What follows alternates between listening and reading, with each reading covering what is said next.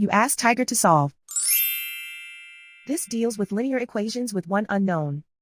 The final result is y equals 2. Let's solve it step by step. Simplify the expression. Group all constants on the right side of the equation. Add 7 to both sides. Group like terms. Simplify the arithmetic.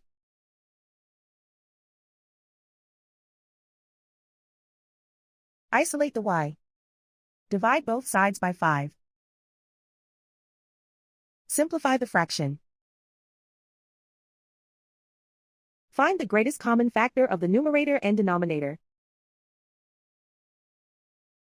Factor out and cancel the greatest common factor.